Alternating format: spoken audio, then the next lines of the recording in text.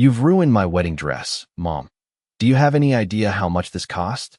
Emily's voice cut clean through the music, sharp enough to silence the entire ballroom. And in that moment, every pair of eyes turned toward me as I stood there holding the delicate ivory fabric in my hands. The torn seam trembling between my fingers like it was something alive, something fragile, something I had no right to touch. And I remember thinking how strange it was that after all these years, after everything I had done for her, this was the moment she chose to look at me like I was a stranger, like I was a problem that needed to be removed before it ruined her perfect day. And I didn't say anything, not at first, because I had learned a long time ago that words, once spoken in anger, have a way of lingering far longer than silence ever could. So I just stood there, smoothing the edge of the tear with my fingertips as if I could somehow press it back into place, as if I could undo what had already been done. And around us, the room seemed to hold its breath, the soft clinking of glasses fading into an uncomfortable stillness,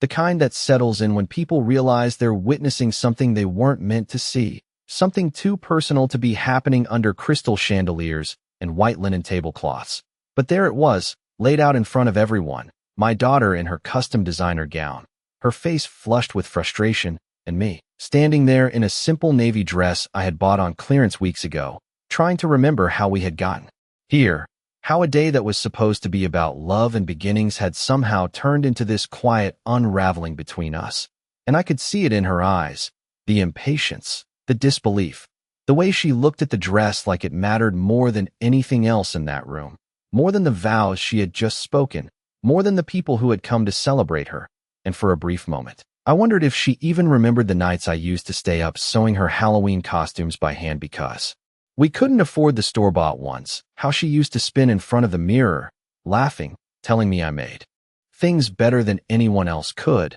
But that memory didn't seem to exist anymore. Not here. Not now. Not in the way she pulled the fabric away from me as if I had damaged something irreplaceable. And maybe I had, just not in the way she thought. And I heard someone nearby whisper something under their breath, a soft murmur I couldn't quite make out, but it carried that familiar tone. The one that says more without words than it ever could with them. And I felt it settle over me, not heavy, not crushing, just there, like a quiet acknowledgement of what I had become in this moment. The mother who made a mistake, the one who didn't understand boundaries, the one who couldn't quite keep up with the life her daughter had built. And still, I said nothing, because there are moments when defending yourself only makes things louder, messier, harder to take back. And instead, I lowered my hand slowly, letting the fabric fall gently against the rest of the dress, careful not to pull at the seam any further, careful not to draw more attention than I already had.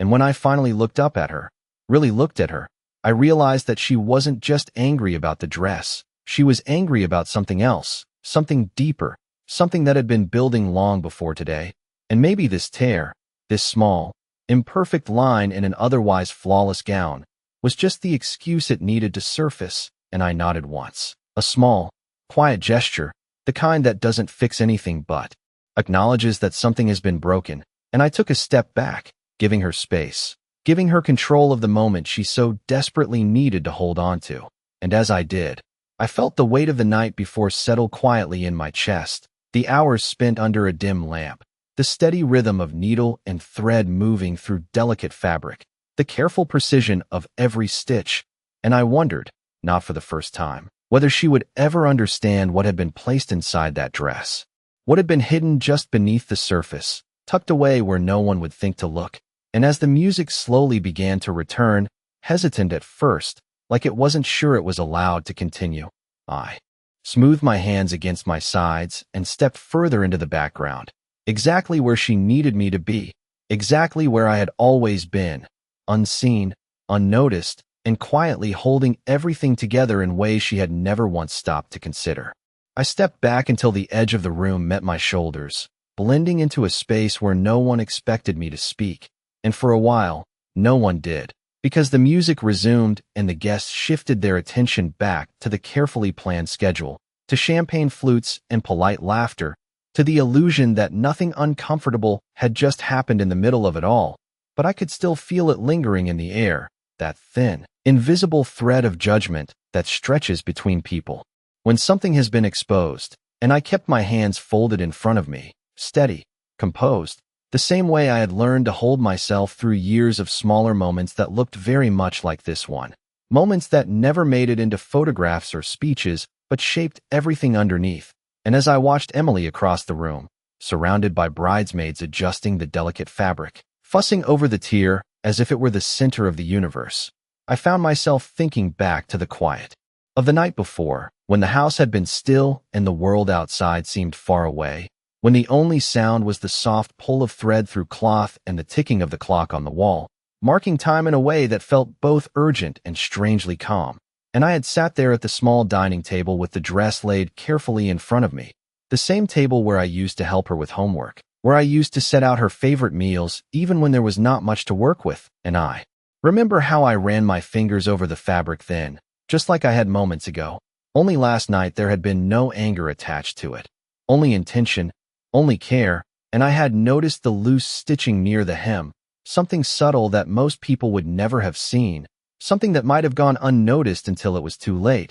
and I told myself it needed to be fixed, that it was a small thing, a simple thing, something a mother could still do for her daughter without overstepping, without causing friction, and so I threaded the needle slowly, carefully, the way my own mother had taught me decades ago, making sure each stitch was even, strong, invisible to anyone who did not know where to look. And as the hours passed, I did not feel tired, not in the way one might expect after staying up all night, because there are certain kinds of work that do not drain you, they steady you. They give you a sense of purpose that quiets everything else. And I needed that quiet, I needed that focus, because there were things I had been carrying for a long time, things that had no place in conversations anymore, things that had slowly become part of the background of my life, just like I had. And I remember pausing at one point, setting the needle down, looking at the envelope resting beside me on the table, its edges slightly worn from being handled more times than I could count.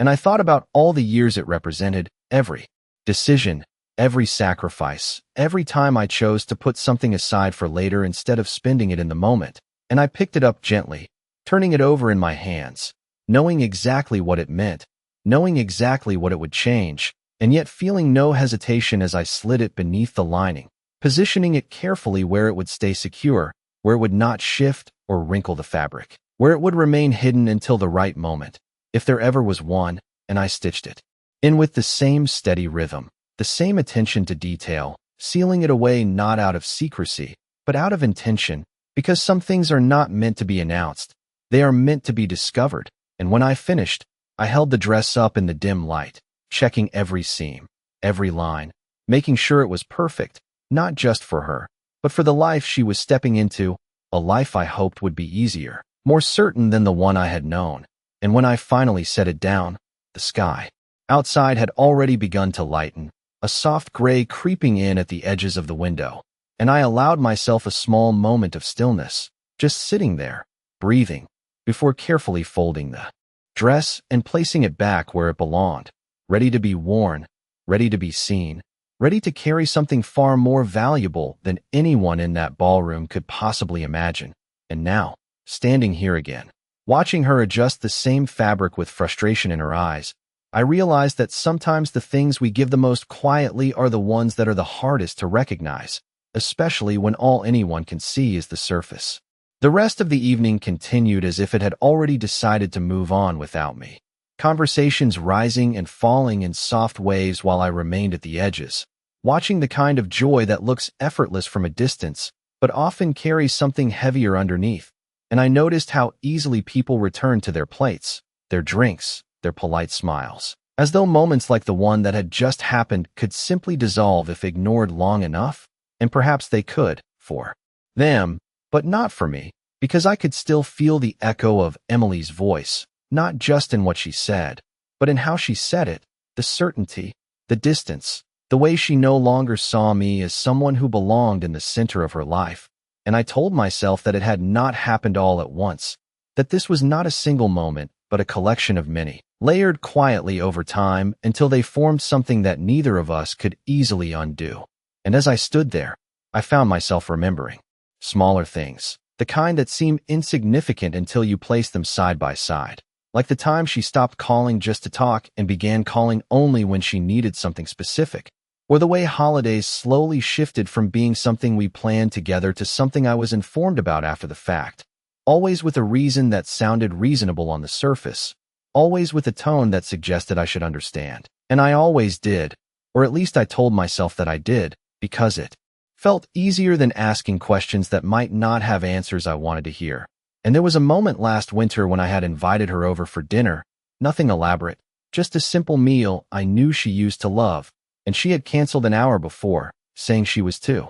busy, only for me to see later that evening a photograph posted online, her smiling at a restaurant I had never heard of, surrounded by people I did not recognize. And I remember sitting at the table that night, the food untouched, the clock ticking louder than it should have, and realizing that absence can feel just as loud as presence when it is deliberate. And still, I did not confront her, not then, not later, because I kept believing that if I gave her enough space, enough understanding, she would eventually circle back, that she would remember the foundation we had built together. But foundations are easy to forget when you are standing in something new, something brighter, something that feels like it belongs more to who you are becoming than who you used to be. And I could not fault her entirely for that, because growing often requires leaving parts of your past behind, even the parts that held you steady when you needed it most. And yet, there is a difference between moving forward and looking back with care, and I had begun to see that she no longer did the latter.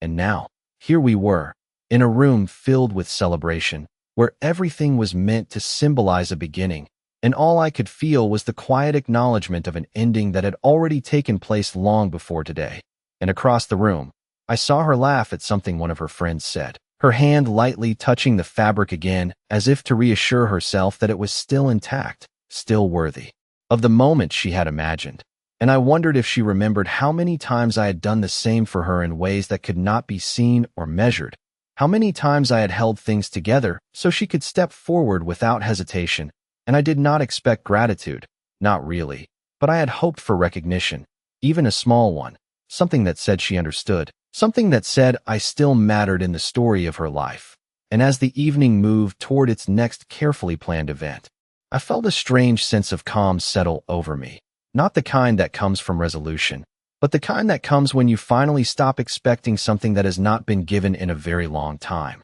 And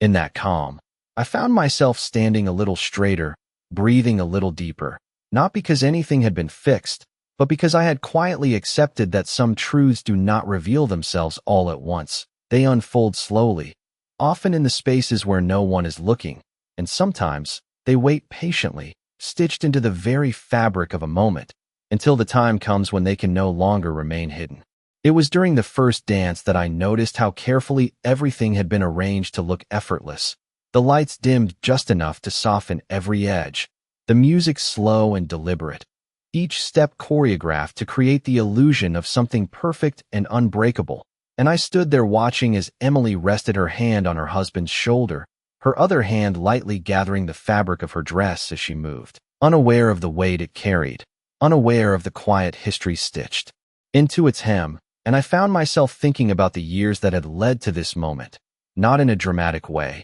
not as a series of sacrifices laid out for recognition, but as a collection of ordinary choices that had slowly shaped everything around us, the kind of choices that do not feel significant when you make them, but reveal their impact only much later, when you look back and realize how much they have defined the path you are on. And I remembered the small apartment we lived in when she was a child, barely 800 square feet, where the walls were thin and the winters felt longer than they should have, and how I used to sit at the kitchen table after she went to bed, going over bills with a pencil and a quiet kind of determination, telling myself that as long as she never had to feel that same uncertainty, it would all be worth it. And I remembered the extra shifts, the long hours, the way I learned to stretch a dollar further than I ever thought possible, not because I enjoyed it, but because it gave her something steadier to stand on, something I never had growing up. And there were moments, small ones, when she would notice, when she would thank me in that simple, genuine way children do, before the world teaches them to measure things differently, before value becomes tied to appearance and comparison. And I held on to those moments longer than I probably should have, using them as quiet reassurance that what I was doing mattered, that it was building something real between us. But as I watched her now, moving gracefully across the polished floor, surrounded by admiration and approval, I could see how far removed that version of her had become. Not in a way that made her unrecognizable, but in a way that made her priorities shift, her perspective narrow to what was directly in front of her. And I could not blame her entirely, because the world she had stepped into rewarded that kind of focus, that kind of presentation, where everything had to look right, feel right, align with expectations that were rarely questioned. And yet, there was a part of me that wondered if she had ever paused to consider what had made that life possible, what had quietly supported it from behind the scenes. And I realized that perhaps she had not. Not because she was ungrateful, but because it had never been placed in front of her in a way that demanded acknowledgement. It had always been there, consistent, reliable, like the ground beneath your feet that you do not think about until it shifts. And I had never wanted it to shift, not for her, not in a way that would make her feel unstable. And that was why I had done what I did the night before, why I had taken something that represented years of effort and placed it somewhere she would carry without realizing it, somewhere it would remain close to her without asking for attention, because I did not want to stand in front of her and explain it. I did not want to turn it into something transactional, something that required a reaction. I simply wanted her to have it, to step into this new chapter with a sense of security she did not have to question. And as the music continued and the guests began to gather closer around the dance floor, smiling, clapping softly, I noticed the way the fabric moved again, the slight tension near the hem that no one else seemed to see. And I knew it was only a matter of time before it would be discovered, not because I planned it that way, but because some things are not meant to remain hidden forever. And when they do surface, they do not ask permission. They simply reveal themselves. And I wondered, as I stood there in the quiet space I had come to occupy, how she would respond when that moment arrived, whether she would see it for what it was or only for what it appeared to be at first glance. And for the first time that evening, I felt something shift within me. Not expectation, not anticipation, but a quiet readiness, the kind that comes when you have already made peace with whatever the outcome might be. And all that remains is the unfolding of something that has been set in motion long before anyone realized it had begun. The music shifted into something livelier after the first dance, pulling people back in emotion, laughter rising again as if it had been waiting just beneath the surface. And I watched as Emily was guided from one conversation to another, her smile returning in measured intervals,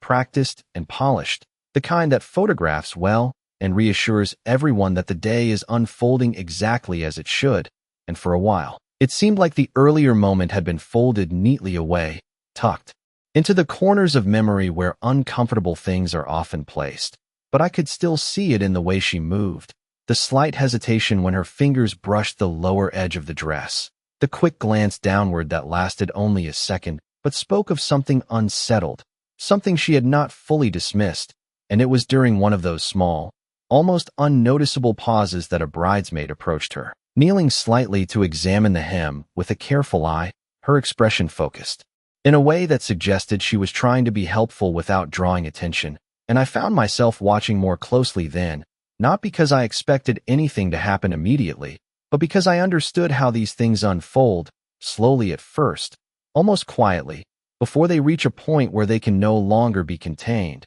And I saw the bridesmaid run her fingers along the inside seam, her brow furrowing just slightly as if she had encountered something unexpected, something that did not belong in the clean, precise lines of a professionally tailored gown. And she said something softly, too quiet for me to hear, but enough to make Emily lean down, her expression shifting from mild irritation to focused concern. And I noticed how the movement drew the attention of a few nearby guests, their conversations softening as curiosity began to ripple outward, subtle at first, then gradually more defined. And I remained where I was, not stepping closer, not offering explanation, simply observing the moment as it began to take shape on its own. Because there are times when stepping in only interrupts the natural course of things. And this was not a moment that needed interruption, it needed space. And as the bridesmaid carefully lifted the outer layer of fabric, I could see the slight tension in her hands,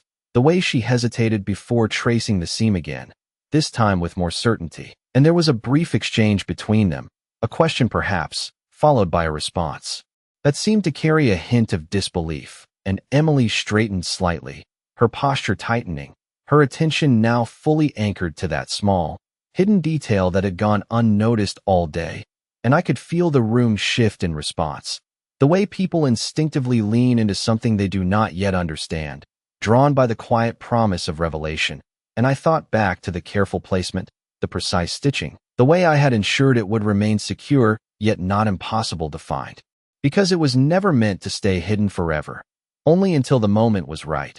only until it could be seen without needing explanation. And as I watched her now, her fingers hovering just above the seam as if she were deciding whether to pull it apart or leave it untouched, I realized that this was the point where everything changes, not loudly, not dramatically, but in a way that settles deep beneath the surface, where understanding begins to take form even before the full truth is revealed. And I felt no urgency, no need to prepare for what would come next, because whatever happened from here would belong to her, to the choices she made in response to what she was about to uncover. And for the first time that evening, I allowed myself to breathe without holding anything back, knowing that the moment I had quietly prepared for was no longer something in the future. It was here, unfolding in real time, in the gentle pull of a thread, in the careful separation of fabric, in the silent realization that something more had been present all along, waiting patiently to be seen. There was a moment, just before anything was said out loud, when the room seemed to pause again, not in the obvious way it had earlier, but in something quieter, something more focused, as if the air itself had shifted toward that single point at the edge of Emily's dress where the bridesmaid's fingers had found something unexpected. And I watched as Emily slowly crouched down, her movements no longer hurried or irritated, but careful, deliberate, the kind of movement people make when they sense that what they are about to uncover might matter more than they initially thought. And the laughter around them softened, conversations tapering off as curiosity pulled attention closer, not dramatically, not all at once, but enough that the moment could no longer remain private. And I saw the bridesmaid glance up briefly, her expression uncertain, as if asking without words whether she should continue, and Emily gave a small nod, her lips pressed together in a line that suggested she was bracing for something she did not yet understand. And then, with gentle precision, the bridesmaid slipped a fingertip beneath the loosened thread, pulling it back just enough to reveal the inner layer. And there was a slight resistance at first, the fabric holding its shape the way it had been intended to, until the seam gave way in a soft, almost inaudible release, and I could see the change in Emily's face immediately. The shift from confusion to something more defined, something closer to realization, as a corner of the envelope became visible, its edge catching the light in a way that made it impossible to ignore, and she reached for it slowly, as if unsure whether she was allowed to touch it, as if the simple act of pulling it free might confirm something she was not ready to face. And when her fingers finally closed around it, the room seemed to draw in just slightly, the kind of collective stillness that happens when a private truth begins to surface in a public space. And she held it there for a second, just looking at it, not opening it, not speaking, just holding it as if its weight alone was enough to tell her that this was not something ordinary. And I remained where I was, my hands resting calmly at my sides, my posture unchanged, because this was never about timing it perfectly or controlling how it would be discovered. It was about allowing it to exist in its own way, in its own moment, without interference. And I could see the questions forming in her expression, the quick flicker of memories perhaps, the quiet attempt to make sense of something that did not fit into the narrative she had built for this day. And she looked up briefly, her eyes scanning the room before settling in my direction, not fully meeting mine, but close enough that I knew she was aware of where I stood, aware of the connection between what she held and the person she had just spoken to with such certainty earlier. And there was a hesitation then, a pause that stretched just long enough to feel significant, before she turned her attention back to the envelope, her fingers tracing the edge as if confirming it was real, as if grounding herself in something tangible before taking the next step. And the bridesmaid leaned in slightly, whispering something I could not hear, but Emily shook her head gently, a small motion that said she needed to handle this herself. And as she carefully opened the flap, the sound of paper shifting inside carried further than it should have, a quiet but undeniable presence in a room that had grown almost completely silent now, and I felt no need to move closer, no need to explain or anticipate her reaction, because whatever she was about to see, whatever understanding was about to take shape in her mind, it belonged entirely to her, shaped by her own experiences, her own assumptions, her own understanding of who I was and what I had done, and I knew that in a few seconds, the meaning of that small, hidden object would begin to unfold in a way that could not be undone, not by words, not by explanations, but by the simple fact of its existence.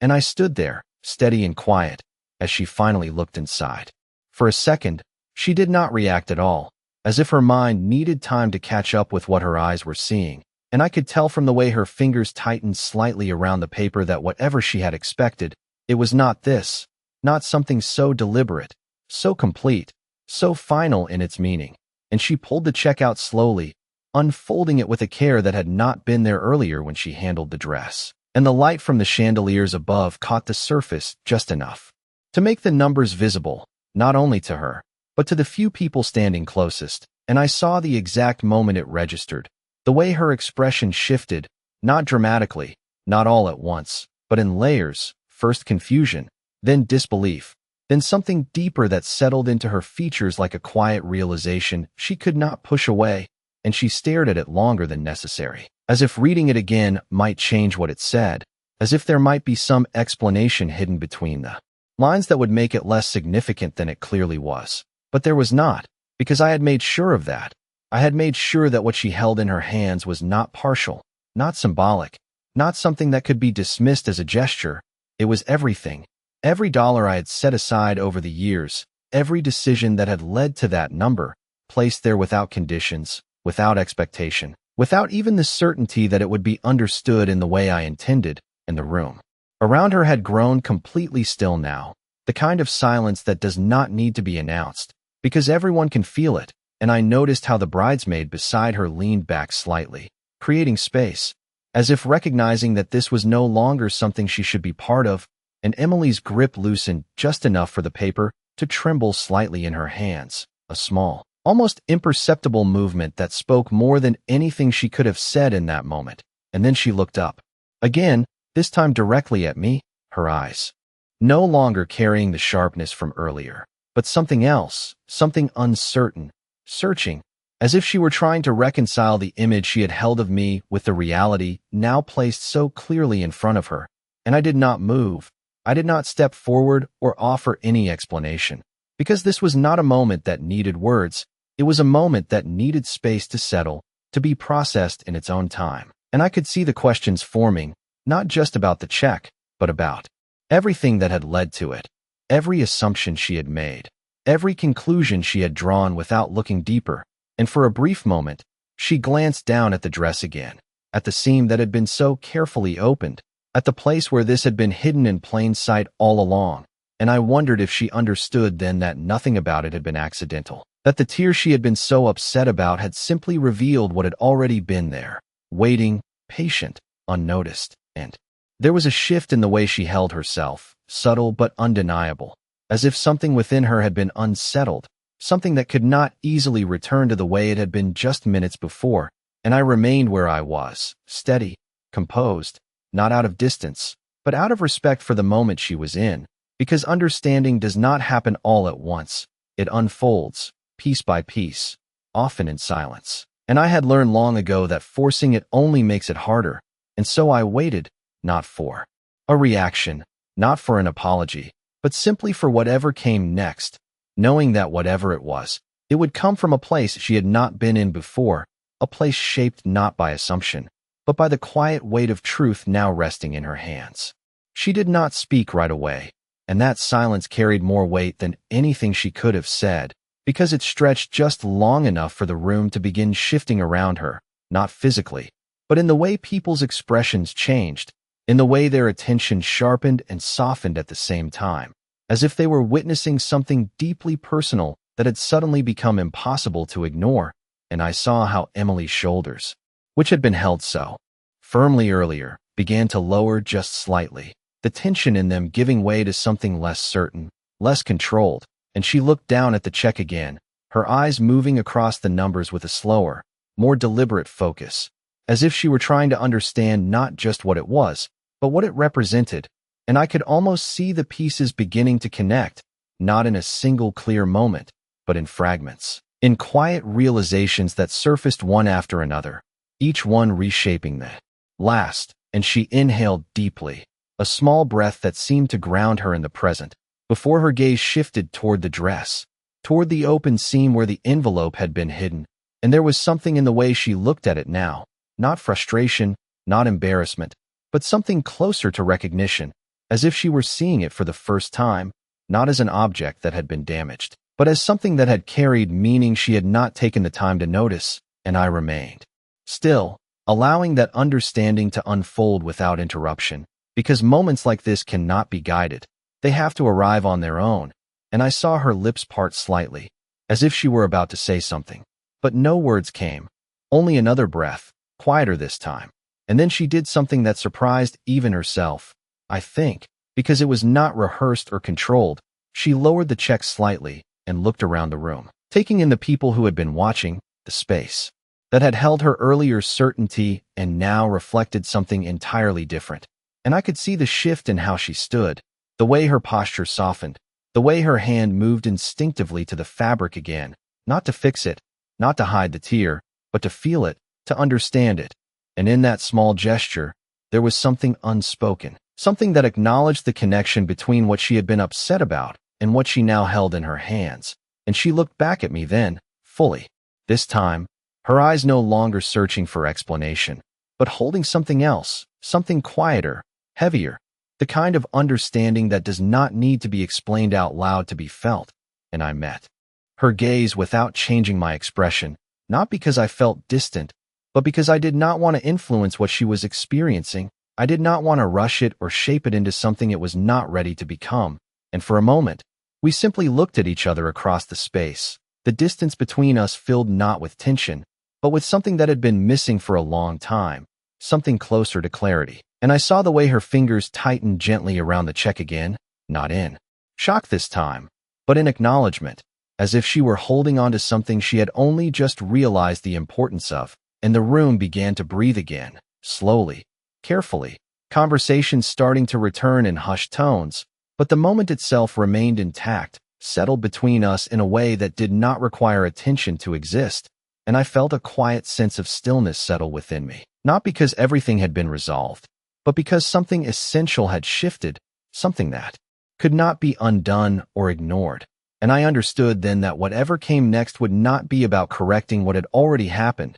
but about what she chose to do with the understanding she had just been given. And I stood there, steady and calm, allowing that choice to belong entirely to her. She took a step toward me then, slow and uncertain, as if she were crossing a distance that had not just been created in this room, but over years of moments left unspoken. And I could see the way she held the check differently now, not as an object she had discovered, but as something she was beginning to understand. And there was a vulnerability in her expression that had not been there before, something unguarded, something real. And when she stopped a few feet away, the space between us felt smaller than it had all evening, not because of proximity, but because something within it had shifted, something that allowed us to stand there without the same barriers we had grown used to. And she looked at me, really looked at me, not past me, not through me, but at me, and her voice, when it finally came, was quieter than I had ever heard it, not weak, but careful,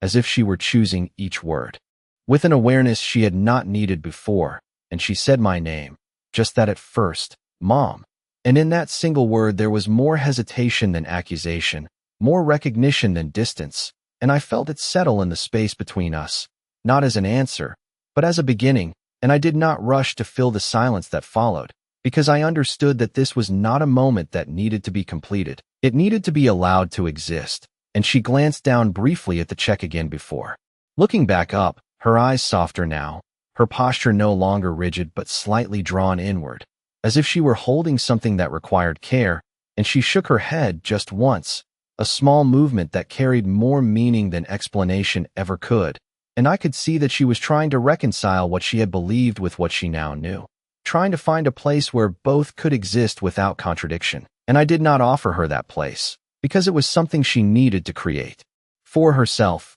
something that could not be given or explained, only realized. And after a moment, she took another step closer, closing the remaining distance until we stood within reach of one another. And I noticed how her hand shifted slightly, as if she might reach out, then stopped, unsure. And that hesitation told me everything I needed to know, that she was aware now, aware not only of what I had done, but of how she had responded, of the gap between intention and reaction. And I held her gaze steadily, not with expectation, not with demand, but with a quiet presence that asked nothing and required nothing in return. And for a moment, the noise of the room seemed to fade again, not completely, but enough that it no longer mattered, enough that this space between us felt separate from everything else. And she drew in a breath, deeper this time, and when she exhaled, something in her expression settled, not fully resolved, but no longer as fragmented as it had been, and she folded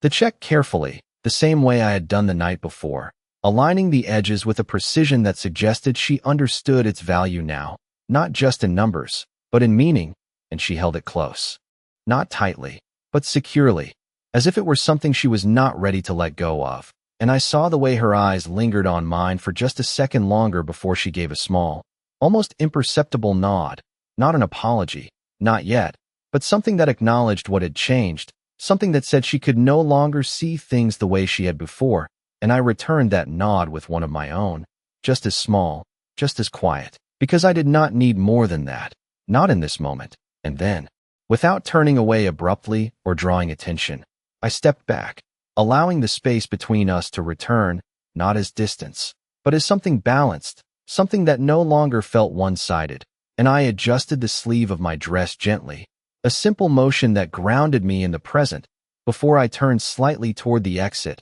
not to leave in a dramatic way, not to make a statement, but simply because I understood that my part in this moment had already been fulfilled. And as I walked, I did not look back, not out of indifference, but out of trust. Trust that what needed to be seen had been seen, that what needed to be understood had begun to take shape, and that sometimes the most complete form of closure is not found in words or gestures, but in the quiet knowledge that something has shifted in a way that cannot be undone. And as the doors opened softly ahead of me, letting in a breath of cooler evening air, I stepped forward with a steady calm, carrying nothing with me, because everything I had meant to give had already been placed exactly where it needed to be.